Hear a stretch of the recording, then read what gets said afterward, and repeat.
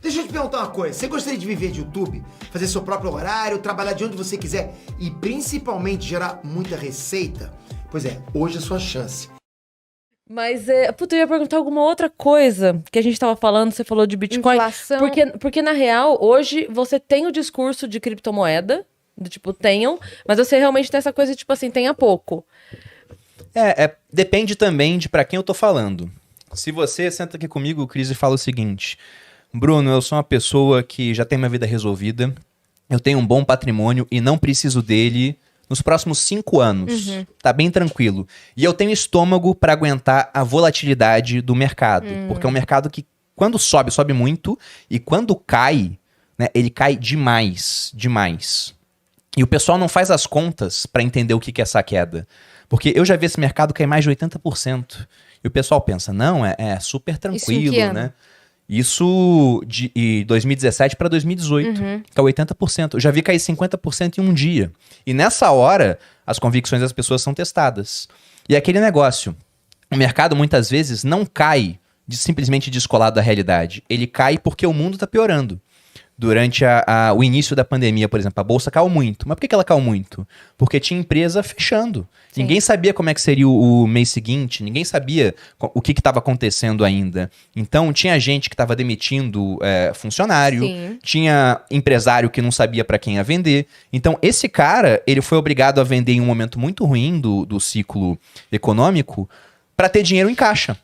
Senão o negócio dele quebrava. Sim. Então, Aí não ele é vende só... pelo que tá, né? Pois é, ele vende pelo que dá. pelo preço que tá. Então não é que o cara é burro, né? Porque todo mundo sabe, não é pra vender na baixa. Mas ele é obrigado a vender naquele momento. Agora, se você fala, não, se esse momento chegar, eu vou resistir. Primeiro porque eu já resisti antes. Você fala pra mim que já investe. Aí eu vou acreditar. Agora, se você fala pra mim, eu nunca investi, nunca passei por isso, e eu quero ter 50% em criptomoeda, eu falo, você é doido, pô. Porque vai dar problema, com certeza. Então, por isso que, de maneira geral, eu gosto de falar, tenha, mas não tenha muito. Agora, casos específicos, eu tô com muito menos alocação de patrimônio em bolsa e tem bastante espaço para correr risco em criptomoeda, posso ter 10, 15, 20, eu vou dar minha opinião e talvez seja favorável a isso. Eu mesmo hoje, eu tenho mais de 20% do meu patrimônio em criptomoedas, meu patrimônio investido, melhor dizendo, em criptomoeda. Bitcoin? Não só Bitcoin, mas principalmente Bitcoin. Se eu for pegar a distribuição desse patrimônio, 90% seria Bitcoin, 5% seria Ether, que é a moeda da rede Ethereum, e os outros estão espalhados de um altcoin? monte. Ether e as outras são todas altcoins. Né? Tá. Bitcoin é a primeira, e As depois outras vieram as altcoins. alternative coins, que foram as outras. E o Bax falou uma coisa aqui sobre o Bitcoin, que ele falou assim, ele sempre usa essa frase, né? Bitcoin não se vende, só se compra. E que, na verdade, não é uma moeda hoje mais para se fazer dinheiro. Não é para você... Porque assim, o que ele quis dizer, ela subiu Sim. o que ela tinha que subir, valorizou, o que for subir agora vai subir todas juntas. Então, de repente, pode ter até alguma outra que, por ser mais barata, na valorização você consegue ganhar muito mais. Então, nessa subida vale mais a pena. A questão é, você acha que o Bitcoin é, de fato, onde tipo assim, as grandes transições do futuro vão ser feitas em Bitcoin? Você acha que é o futuro da moeda? Eu não penso nisso assim. A minha tese do Bitcoin é que ele vai ser um substituto do ouro, por exemplo, como uma reserva de valor. Então, se você pegar conflitos, sei lá, guerras napoleônicas, isso tá até no Conde de Monte Cristo. Napoleão, ele assumiu o trono francês, virou um imperador, né? Veio a Revolução Francesa, todo mundo sendo guilhotinado, inclusive os líderes da Revolução. A gente tava falando antes do podcast aqui sobre o cara que inventou a latrina, e o nome dele foi parar na latrina. Sim. O cara que inventou a guilhotina, né? Era o guilhotin, era um médico. Era uma maneira humana de matar as pessoas, né? Que bonita a mentalidade revolucionária, né? E aí, nessa revolução, devorando seus próprios filhos, o Napoleão, com 20 e poucos anos, virou comandante do exército, foi ascendendo e virou imperador. Dominou a Europa toda, depois tentou invadir a Rússia, tomou lá do Alexandre I um retorno e foi destronado. Ficou exilado numa ilha que era na costa da França, né, em Elba, e aí voltou. E quando ele voltou para assumir o trono francês, né, durante um período de 100 dias, no Conde de Monte Cristo tem uma hora que um funcionário público do governo da época, ele descobre que isso vai acontecer e fala pro sogro dele: você tem títulos públicos do governo? Ele falou: tenho, venda tudo. Porque esse governo vai deixar de ser o governo, vai virar outro. Vai que o Napoleão fala, essa dívida não é minha, vai valer 0. O cara vendia e comprava o quê? Ouro. Porque o ouro já era valorizado há muito tempo, era um metal que você podia botar, né, apesar de ser pesado, nas costas e fugir do país e manter a sua riqueza. Sim. Só que o ouro tem problemas, né? Como é que eu vou saber se você me paga com ouro se o ouro é verdadeiro? Vou ter que fazer um teste para ver se é verdadeiro. Nesse teste se destrói um pouco de ouro. É apenas uma amostra, então não quer dizer que tudo seja verdadeiro. As moedas de ouro tinham problemas, é difícil de armazenar. Então o Bitcoin resolve uma série de problemas do ouro. E por conta disso, eu não sei se ele vai ser usado como moeda no futuro. Eu acho que há vários desafios para isso. Mas como uma reserva de valor, ele pode ser usado. Vamos supor que algo de muito negativo aconteça aqui no Brasil. E que por conta disso eu decida deixar o país. O que eu posso fazer? Eu posso transformar todo o meu patrimônio em Bitcoin e viajar sem nada. Apenas com 12 palavras que servem para acessar esses recursos. Exato. Eu posso recomeçar minha vida em qualquer outro Ou canto. com o cartão lá, cripto, que... Ou com alguma coisa assim, né? E a senha. Só que se eu não souber, se eu for morto e não passar a senha pra ninguém, ninguém mais acessa os bitcoins também. Sim. Mas a minha tese é essa, de que ele vai ser uma reserva de valor no futuro. Ele tem todos os elementos para isso, só falta um elemento central, que o ouro tem de sobra e ele tem pouco. Que é a questão do teste do tempo, né? Porque o ouro tem milhares de anos de história, é valorizado por culturas que não se conheciam, Sim. inclusive. Quando os espanhóis chegaram aqui na América, encontraram os incas, os astecas, apesar de eles não terem uma moeda, não havia um uso monetário do ouro e da prata, eles valorizavam o ouro e a prata. Para os incas, o ouro era o suor do sol, a prata era as lágrimas da lua, utilizavam de maneira estética, religiosa. Então havia uma valorização daquilo. E isso eram culturas que não tinham tido contato até então. O Bitcoin ele tem pouco tempo. Ele surgiu em 2009. Então bota aí que ele vai fazer 13 anos, né? Sim. Só que ter 13 anos hoje também é muito mais do que ter 13 anos no passado, ou até 100 anos no Sim. passado. Porque hoje as coisas mudam muito rápido. Sim, avança muito rápido. né? Exato. Mas ainda a palavra do Bitcoin não foi 100% alastrada, Não. assim. Não, tem muita gente que tá ouvindo agora, com certeza.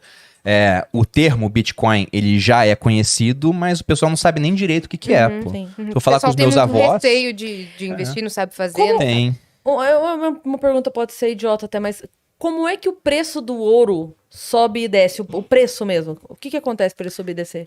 Como todo preço, Cris, é oferta e demanda. Então, você tem uma oferta de ouro no mundo. E é um metal muito escasso, né?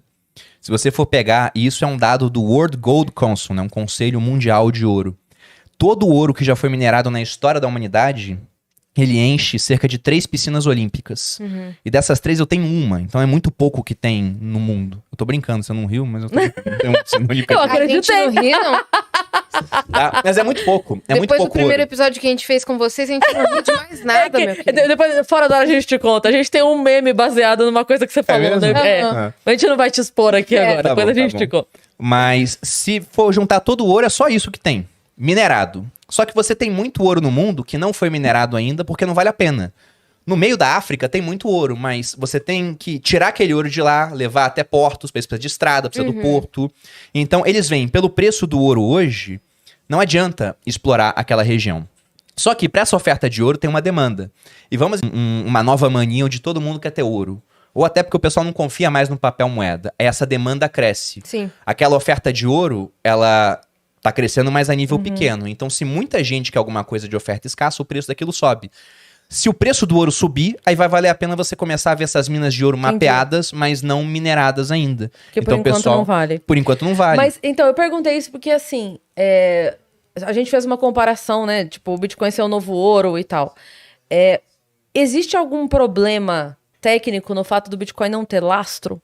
Dele não ser uma coisa que a pessoa... Entende? o que eu quero dizer? Entendo seu ponto de vista. Tem o seguinte, né? O que é a ideia de lastro? O que ela traz na sua cabeça, essa ideia? Que se der uma merda, aquilo vira alguma coisa em dinheiro palpável. Exato. Um imóvel, seria uma grana, ideia de troca, não é? É, Por exemplo, quando a moeda tinha lastro em ouro, significava que você podia pegar a moeda, exato. levar em um banco e trocar por ouro. Essa era a ideia do lastro. Lastro embute troca. E se a gente for parar para pensar no Bitcoin, qual seria o lastro dessa moeda hoje? Você tem diferentes teorias para isso. Mas uma delas é até um lastro energético. Porque qual trabalho que um banco central tem hoje para criar mais moeda, mais real, por exemplo? O que ele tem que fazer? Ele tem que apertar um botão. Sim. Ele apertou um botão, ele pode aumentar pra caramba a oferta monetária. Lá atrás era mais difícil. Quando o dinheiro ainda era totalmente impresso, você tinha que imprimir. Em 1989, a Argentina teve uma inflação de 4 dígitos, que só não foi maior porque o pessoal da Casa da Moeda entrou em greve. Então foram heróis aí, digamos assim, né? Sem saber. Hoje em dia, para criar moeda é muito fácil. Agora, para criar Bitcoin, você não aperta um botão e se cria do nada. A criação de Bitcoins é conhecido como mineração também, o processo. Sim. Ela funciona mais ou menos assim. Você tem vários problemas matemáticos complexos no protocolo do Bitcoin. E aí, você tem um concurso mundial, onde mineradores de diferentes partes do mundo tentam resolver esse problema. Na hora que um deles consegue resolver esse problema, ele recebe como recompensa, hoje em dia, 6,25 bitcoins. Então você tem uma criação do Bitcoin estável. Ela não vai aumentar. Na Esses verdade, ela vai mineradores são cair apenas a cada CPUs, período. São apenas máquinas. É poder computacional. Sim. Eu posso ser um minerador que eu tenho aqui muitos computadores, né? Ou dispositivos específicos para isso. Hoje em dia é mais profissional o processo. E aí é quem tem a máquina mais potente ou tem que dar sorte de ser você? Também tem sorte. E, Também e tem esse sorte envolvida. 6,25 é porcentagem. Não, são 6,25 unidades de Bitcoin a cada bloco minerado. Então Sim. são 6 satoshis,25, é isso que você Não, quer? o Satoshi seria o 25. centavo, entre aspas, do Bitcoin. São 6 Bitcoins. 6 Bitcoins inteiros, mais 0,5 6 Bitcoin. inteiros? 6 inteiros. A cada 10 minutos. A cada 6 10 minutos. inteiros? Isso. Só que aí que tá o ponto. Caralho! No começo, eram 50. Depois de mais ou menos 4 anos, passaram a ser 25. Depois 12,5. Agora 6,25. Daqui a 2 anos, 3,125.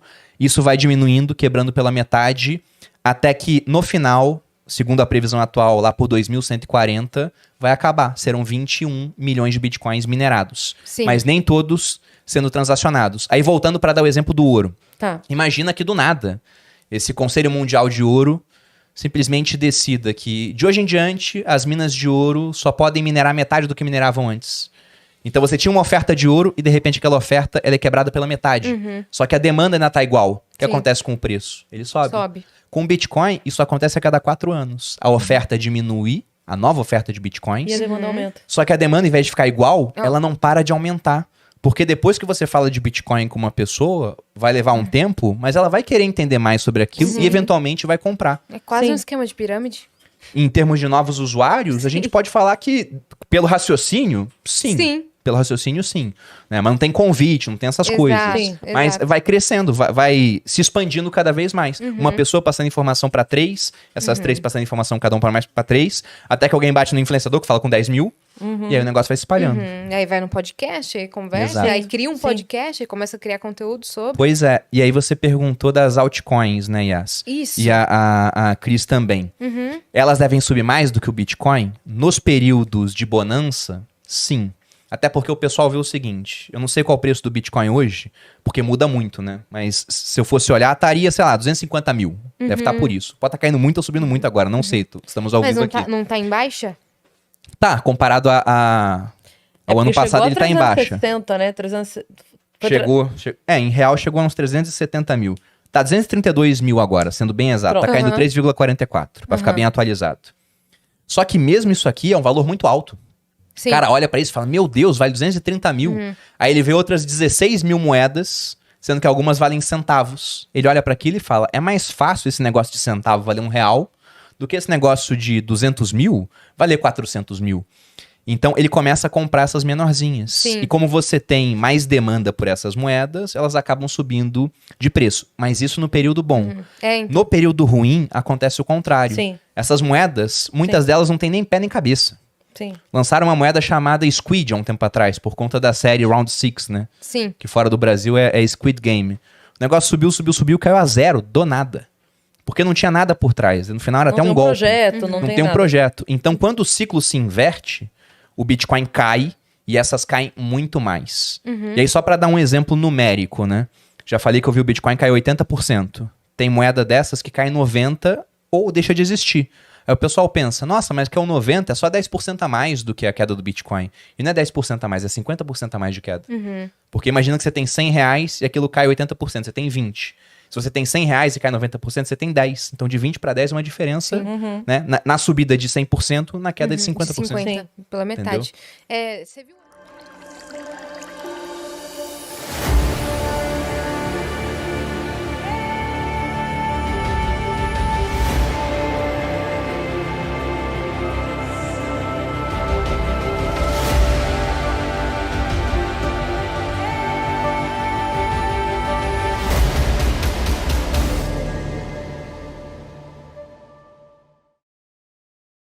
quero aproveitar a sua presença aqui pra te perguntar uma coisa que eu queria perguntar há muito tempo, mas já que você tá aqui, eu pergunto e todo mundo ouve a resposta. Ok. O homem da máquina, quem é? O homem da máquina. Não, a gente vai chegar nisso. A gente vai encerrar com a frase. Não, assim, O cara da frase é um Hoje- gestor de fundo de investimento. Olha aí. hoje, qual é o melhor caminho pra pessoa tirar o dinheiro de dentro do Brasil? Tipo, para pequenos investidores, porque você estava falando de pequenas quantidades, hoje a pessoa já consegue começar a investir. Sim. Mas hoje a pessoa fala assim, poxa, eu queria ter uma conta fora, eu queria começar a mandar para fora, eu me sinto inseguro. Qual é o caminho mais fácil para um leigo falar, ok, tem razão, quero tirar? Então, se você quiser tirar o dinheiro do Brasil, tem um caminho. Se você quiser tirar o Brasil do seu dinheiro, o que no final dá quase na mesma, tem um caminho muito mais fácil, que são as criptomoedas. E por que eu digo que você tira o Brasil do seu dinheiro, mas não necessariamente manda dinheiro pra fora? Porque os meus bitcoins, eles não estão no meu bolso ou num pendrive, como o pessoal fala, entre aspas, né? Uma carteira. Eles estão no blockchain, que é esse grande livro contábil do Bitcoin. Protegido lá dentro pelas minhas chaves privadas, que é a senha para que eu possa abrir esse livro contábil e pegar a minha parte. E isso tá na rede, entendeu? Isso não tá comigo aqui, ou não tá no Brasil, não tá nos Estados Unidos. Essa rede, ela é descentralizada. Ela tá rodando no mundo inteiro. De modo que se eu atacar, sei lá, metade dos mineradores do mundo, ela continua funcionando da mesma forma. Né? E fica até mais atrativa, menos poder computacional, fica mais fácil resolver os problemas, mais gente quer botar poder computacional para isso. Então, essa é a maneira mais fácil de tirar o país do seu dinheiro. E quando eu digo tirar o país do seu dinheiro é pelo seguinte: se do nada, Bolsonaro, ou quem for ganhar a próxima eleição, Lula, Moro, etc. aí, né? Daciolo, vai saber o que vai acontecer no Brasil, né? Se esse cara vai lá e fala, não, O Marcílio. ei por bem manda o quê? Eu vou criar 2 bilhões de reais aqui, aliás, 2 trilhões de reais pra resolver o problema do Brasil. O problema do Brasil é que o salário mínimo é muito baixo. Eu quero um salário mínimo de 5 mil reais. Ele vai criar dinheiro e faz isso. A gente teria uma hiperinflação no Brasil. Então, o seu patrimônio que está em reais seria severamente afetado. Sim. Aí você pensa, meus imóveis me garantem. Mas numa condição realmente de hiperinflação, de caos, o preço dos imóveis também cai em nível real. Seu imóvel não vale nada. Quanto é que vale o imóvel na Venezuela Nossa, hoje? eu ia falar isso agora. Ou na Argentina? Mas quem quer comprar? Pois é, exatamente. Então, você quer mudar pra Argentina? Lógico que Buenos Aires é muito melhor do que Caracas. Mas será que um imóvel em Buenos Aires hoje vale mais do que valia há 15 anos, quando a situação lá era mais estável? Eu não sei. Então, o Brasil iria passar por severos problemas se isso acontecesse. O que aconteceria com o Bitcoin? Bitcoin não tá nem aí pro Brasil. Ele tá fora. Então você protegeria o seu patrimônio. Essa é a maneira mais simples que existe. Agora, se você falar, não, eu quero ter uma conta especificamente nos Estados Unidos, também não é complicado você abrir a conta, você enviar dinheiro. Sim. É muito mais simples. Uma parte mais complicada é a questão dos impostos. Porque você passa a ter algumas obrigações, tem que declarar no imposto de renda. Não é um bicho de 7 cabeças, mas também Mas vai não dar é tão essa dor de fácil. cabeça. Sim. Entendeu? E outra coisa que eu queria que você explicasse é sobre ai, meu Deus, sumiu. Como é que fala agora? O imobiliário? Fundo imobiliário? Fundo imobiliário, isso. Como ele funciona? Em termos práticos, assim. Se a gente for pensar em um fundo de investimento no geral, imagine um condomínio de investidores. Esse condomínio se reúne, ele junta recursos, ele dá para uma gestora, vai ter um responsável por alocar aqueles recursos. Isso é um fundo de investimento. Vai ter um auditor para ver se está tudo acontecendo bem, vai ter um administrador, os recursos ficam em um banco. Então, essa é a figura de um fundo de investimento.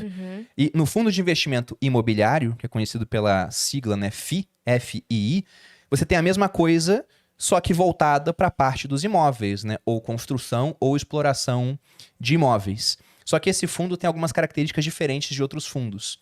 Você pega um fundo de ações, por exemplo, que tem a finalidade de comprar participação em empresas que são negociadas em bolsa, né? Tem que fazer isso aí com 67% do patrimônio do fundo e queriam aumentar para 75%. Tem até que ver se aumentou ou não. Mas enfim, a maior parte do dinheiro você vai investir em ações. E essas empresas pagam dividendos, mas o dinheiro fica dentro do fundo para ser reinvestido em mais ações. O fundo não distribui o que ele tem de dividendo, né? Que é uma partezinha do lucro que vai para o investidor. No fundo de investimento imobiliário é o oposto. Tudo que os fundos geram de renda, imagina um fundo que tem shoppings no portfólio. Aí os lojistas pagam aluguel para o shopping. Ele pega esse dinheiro e 95% dele tem que ir para os investidores. Então é uma maneira que você tem hoje de fazer algo que o brasileiro gosta muito, que é investir em imóvel, o que é um reflexo de duas coisas, né? Primeiro que o mercado imobiliário é bom, Sim. né? Nos Estados Unidos é um dos mais lucrativos do mundo. E aqui no Brasil, como a gente tem um histórico de inflação muito grande, era uma forma de se proteger, comprar terra. Tem um bem. Porque o preço ele acompanharia um pouco a inflação. Uhum. Então você consegue investir em imóveis, só que de uma forma muito diferente da tradicional. Porque comprar um imóvel não é barato. Tanto que a maior parte das E dá pessoas uma faz dor o de quê? cabeça. Financiamento. E aí você aloca um dinheiro que você não tem, assume uma dívida gigantesca em um único empreendimento, que é aquele imóvel. E se aquilo tem um problema? E se de repente você tá morando naquele imóvel, mas a vizinhança passa a ficar muito ruim? Ele desvaloriza e todo o seu patrimônio tá lá. Fundo imobiliário, não. Você abre um bar ou uma igreja do lado, e não porque esteja falando mal de qualquer uma das duas coisas, mas abriu, a gente sabe, o valor do imóvel Sim. automaticamente diminui. E aí, de repente, você fez uma puta casa legal, o terreno é bom, mas você não consegue alugar, não consegue vender, porque ninguém quer morar do lado, porque faz muito barulho e muita bagunça. Exatamente. O fundo imobiliário, e se for vender, não vai vender rápido, Não. porque Não, é e vai ter pouco que diminuir líquido. o valor. Exatamente. É. Fundo imobiliário, não. Além dessa vantagem de você ter uma renda mensal entrando no seu bolso, que é isenta de imposto de renda. E pensando, né? Vamos supor, você comprou um imóvel de 500 mil, você tem 500 mil para investir em fundo imobiliário, comparando os dois. O imóvel de 500 mil é um único ativo. Com 500 mil, você pode comprar participação em todos os fundos imobiliários da Bolsa do Brasil. Que por Esse mês vai imóvel- te render quanto? Não entendi. Que por mês vai te render quanto? Pois é, ele deve render até mais do que o imóvel, que Sim. depende. Mas rende bem, né? Vamos botar que ele renda a mesma coisa. Tá. Só que aqui você paga imposto de renda. Você pode pagar até 27,5% de imposto de renda.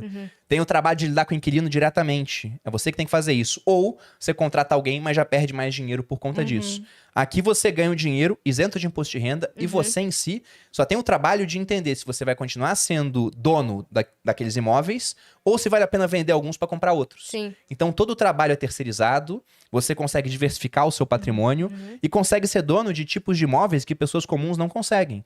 Ou você conhece alguém que é dono de um shopping, né, sem ser por fundo imobiliário. Hoje em dia eu até conheço, mas é o cara que é bilionário, Sim, pô. sim, sim. Dono de hospital, dono de faculdade, dono de fazenda. Aqui você pode ser dono de partes de todos esses imóveis e construir um patrimônio muito diversificado. Teve um cara que escreveu Legal. aqui que pega o dinheiro do fundo imobiliário e investe em Bitcoin. É uma boa, eu acho, né? Lógico que tem que ver as proporções da carteira dele, né? Pra não ter nem muito nem pouco. Tem Mas eu acho interessante. Tem um viajante que disse que ele está assistindo a gente da Argentina e diz que os imóveis por lá são dolarizados. Pois é, Sim. porque ninguém mais negocia imóvel em peso, porque muda todo dia, pô. Na verdade, a maioria dos negócios lá são feitos em dólar. Não negocia muito em peso. Aqui Meu no irmão Brasil já mora lá, tivemos também. Teu irmão mora lá? né? Sim. É. Aqui no Brasil já tivemos isso também, imóvel negociado em dólar. Porque chega um ponto onde a moeda lá, ela é tão pouco estável que você não faz mais contas naquela moeda, né? Sim. Uma das características da moeda, a gente falou de Bitcoin, por exemplo, eu entendo que o Bitcoin vai ser uma reserva de valor, que é uma das 3 características. As outras 2 é ser um meio de troca. Foi assim que a moeda acabou surgindo na sociedade. Se a Cris, ela planta mandioca. E eu sou um ferreiro, eu fabrico espadas. E a Cris quer comprar uma espada, ela vem com a mandioca e fala, Bruno, tá aqui mandioca, me dá a espada. Eu falo, mas eu não quero mandioca, eu não como mandioca. Eu quero maçã. A Yais, ela produz maçãs. Aí você tem que trocar a mandioca pela maçã pra ver se eu vou querer depois te dar a espada. É muito complicado, é pouco dinâmico. Só que a Cris é esperta, ela vê que todo mundo precisa de sal. Então ela vai, troca a mandioca por sal, chega pra mim e fala, ó, vou te dar sal. Eu falo, bom, quero comer maçã, mas sal vou precisar também. Eu aceito trocar. Então por isso que o sal foi usado como moeda durante um tempo. É um meio de troca. O dinheiro tem que ser aquilo numa economia que é o mais líquido, né? É aquilo que é mais fácil de trocar. Por isso o salário? Também é a origem da palavra salário. E a outra questão é que o dinheiro é uma unidade de conta. Você faz conta em dinheiro. Assim como o metro ele é usado para medir a altura e o quilo para você medir massa, né? Peso. O dinheiro é utilizado para que você veja o valor das coisas, né? Através de um sistema de preços. E na Argentina, se você for medir as coisas em pesos, a unidade de conta é muito ruim. Imagina se o metro todo dia mudasse de valor, assim. De Não, o unidade. metro de ontem agora é 1,05 m. Aí daqui a um ano é 1,12 m. Aí depois é 1,30 m. Você para de fazer contas com metro, porque você quer uma unidade que seja estável. Exato. E o dinheiro deles é muito pouco estável. E o nosso também, né? Não é um primor de estabilidade, mas ainda é melhor do que o deles. Sim, Aí por isso que usam dólar, porque é muito mais estável. sim. É isto. Tem outra pergunta do Bax sobre Bora lá. isso, que é aquela pergunta que ele tinha mandado, né? Após o 12 de março de 2020, no Covid, o Bitcoin caiu 50% em apenas um dia. Queria saber se ele já considera o Bitcoin como reserva de valor depois de ver aquela queda. E se ele tem Lembro bem alguma... desse dia. E se ele tem alguma alts, fora o... É ETH que fala? Ether. Ether. Que ele investe pro longo prazo?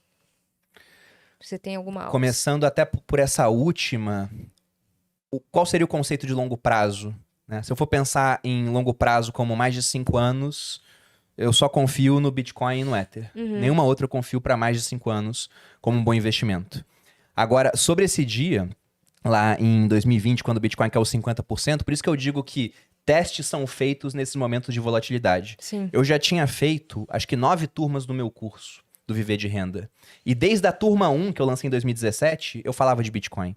Tem lá o print da aula que eu dou de Bitcoin. Bitcoin valia R$7.000 na época. Ai, que tristeza. Só que 6 meses antes valia 2. E 6 meses antes valia, sei lá, 1.000. Sim. Então o preço já estava aumentando. Quem pegou naquela época... Não, teve aluno meu que ficou milionário. Porque o cara comprou 3 Bitcoins, Sim. guardou e de repente o Bitcoin chegou a 360 Sim. mil.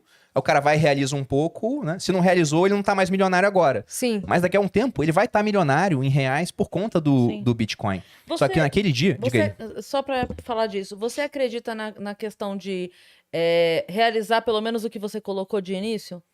Acredito. Porque você anula o seu risco, né? Isso, é. O negócio dobrou de valor, você pega o lucro, bota no bolso e mantém a posição original. Falando numa situação mais assim, tipo, a pessoa tem R$1.000, botou, fez 2.000 ou fez 1.500, tira 1.000 e continua com o restante, né? Pode ser feito. Eu acredito muito mais nisso, inclusive, para valores maiores, né? Porque R$1.000 ou não, tudo bem que R$1.000 pode ser muito dinheiro para uma Exato, é o que eu pessoa tô e não para pensando. outra. Sim. Mas não vai mudar a vida da pessoa. Mas com grandes valores, eu acho que é bem interessante você ser mais conservador nesse aspecto de anule o seu risco, né? Pega esse lucro, bota no bolso e mantém agora o risco com o restante, que era dinheiro que nem existia antes. Aí você fica no 0 a 0 se algo der muito errado. Sim. Mas, qual que era a pergunta mesmo? Perdão, então. Não, do dia dos 50%. Exato. Você já tinha respondido Pois a pergunta. o que aconteceu nesse dia foi que o Bitcoin caiu muito 50%. e vários alunos meus perguntaram, Bruno, o Bitcoin não é uma reserva de valor? Né? Daí eu sempre falei, eu vejo como uma possível reserva de valor, falta o teste do tempo, mas eu tava comprando nesse dia. E não foi só os meus alunos que me questionaram, teve cara no Instagram postando story com o Bitcoin caindo e me marcando sem eu aparecer, pra eu ver que ele tava falando. Olha aí, não tinha um cara que falava de Bitcoin? Sim, vai lá, né? Cadê o seu Messias Salvador agora, do né? Bitcoin. Cadê aí o Bitcoin? Aí, o que eu fiz? Eu comecei a comprar um Bitcoin, 1 ou meio, variava o dia, todo dia. Eu fiz isso durante quase 30 dias seguidos, nesse período. E mostrando que eu tava comprando. Aí depois o Bitcoin subiu pra caramba, né? Então, Você falou. e esses caras que falavam mal, vários mudaram de ideia. Sim. O que eu considero inteligente. Sim. Pessoas inteligentes mudam de ideia. O burro que fica pegado a um raciocínio que ele viu que é falho Sim. por vergonha de mudar de ideia. Por orgulho. Só que o ponto é que se todo mundo vai comprar Bitcoin um dia, é melhor comprar antes. E Como é que é felizmente eu aquela história comprei do- bastante naquela época. Se for falar mal do Bitcoin, não fale, escreva, mas escreva na Exatamente. areia, bem perto, Bem perto das ondas. da água. Exatamente. Pois é, porque eu acho que a pior coisa que uma pessoa pode fazer hoje em dia, ao falar de um ativo financeiro que ela não entende, é falar de uma maneira que fica marcado pra sempre, né? Sim. O cara posta no Twitter, por mais que ele apague o tweet, vários apagaram, o print tá lá, pô. O Não print vai é sumir eterno. mais. E aí você vê doutores em economia que falaram umas coisas que você olha hoje e vendo o resultado histórico e fala, olha a besteira que o cara falou. Simplesmente porque ele não entendia o ativo, foi lá e fez uma crítica totalmente infundada, muitas vezes, né? Sim. Mas ele pode ter mudado de ideia também. Ó, Espero que sim, vários vão mudar de ideia. olha, então a gente tá te devendo mais ou menos dos 150 mil reais, que você É, passou 3 quase 3 horas horas aí. aqui. Vocês me pagam indo lá no podcast, a gente tem que marcar, inclusive. Foi no Boa, do Joel é já. verdade. Foi. Nossa, foi levar tão vocês legal. duas. Nossa, foi legal demais. Legal demais. É, e o Joel tá marcado pra cá também. Quando que ele vem aqui? Semana que vem. Semana que Pô, vem. legal. Semana que Olha vem aí, ele tá aí. a gente vai trazer Baita um a um. história do Joel também. Cada- Daí cada a gente pessoa vai do grupo afastar mais aqui primo. pra caber a perna dele. É, Porque ele é gigante. ele é grande, né? Tem quase e foi 1,90, bem legal eu o acho. episódio de vocês três lá no E Flow, né? Foi bem bacana. Mas o ponto é que você acha o Joel grande até ver ele do lado do Gustavo Borges. Ele vai contar isso. Ah, é? E eles Gustavo nadavam um Borges, contra o outro, né? nadador, Ah, tá. Pois é, o Tá. Gustavo é muito maior e a envergadura dele é muito grande. Eu já vi o E eu Gustavo pensava, Borges. nossa, a tua vida era ter que lutar com o Gustavo Borges. Eu falei, caramba, cara. Ele ia na Complicado. minha escola dar palestra. Sobre o dia de vocês no Flow, 2 comentários muito rapidamente. A hora que eu desci a escada, eu quase tive um piripaque, porque eu tava descendo a escada. O Thiago, que eu nunca tinha visto pessoalmente na minha vida, olha pra mim e fala, Cris! E eu quase caí dura, estatelada no chão. E aí fomos conversar lá. Durante o caminho todo ele foi te elogiando, sabia? Pra mim. Cara, aí ele me contou que E eu tinha falando visto. pra ele, super Thiago, feliz, não é ela ficou tudo super isso. feliz. Calma, cara.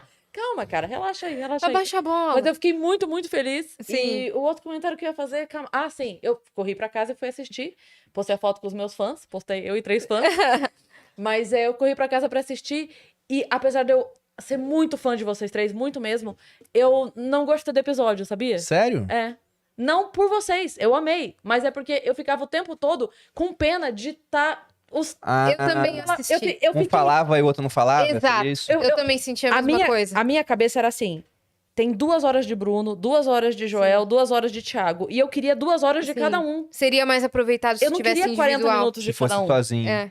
Eu achei o episódio muito bacana Não, também. foi mas muito muita gente legal. deu Não, esse feedback. Eu tô realmente. brincando, claro. É genial vocês 3 juntos. Sim. Mas é porque o Teve uma sentimento dinâmica legal. Tipo, dos 3 juntos. Mas eu também Vou eu te tive explicar essa o sensação. sentimento. Sabe aquele programa que tem que o cara, ele dá todos os prêmios e cada resposta errada ele tira? Ele Sim. primeiro dá tudo e depois tira. Então não é que eu ganhei 3 horas com os 3. Me botaram os 3 lá e cada tempo que um não falava, eu não conseguia ver o prêmio que eu tava ganhando. Eu só ficava assim, caralho, o outro tá lá quietão, tem 40 minutos que ele tá ali já. Pois Que é. raiva. Então eu, como fã dos 3, fiquei assim. Eu falei, não, vamos marcar cada um. A Malu Separadamente. tá aqui no chat, ela Boa. falou: quero ir também, me chamem. Claro Óbvio que a que gente vai. vai te Você chamar. já foi chamada já. É que ela verdade, não tá você não tá sabendo. sabendo, Pois mas é. você A gente vai falou em off aqui pro Já Bruno. foi chamada, eu já até marquei. Você vem. Fala a Espariana que ela já É. não vem mais. E ela falou também: eu vim aqui dizer que pago. Acho que Ah, a sua hora. A Pois sua é. hora. É, já claro. conversou sobre isso. É, assim como eu imagina. pagaria pelas horas dela se eu quisesse fazer isso. Eu falei, não faz, pô. É. Separa esse tempo pra Vamos gente. assistir uma série e pronto. É, claro, Exatamente. lógico.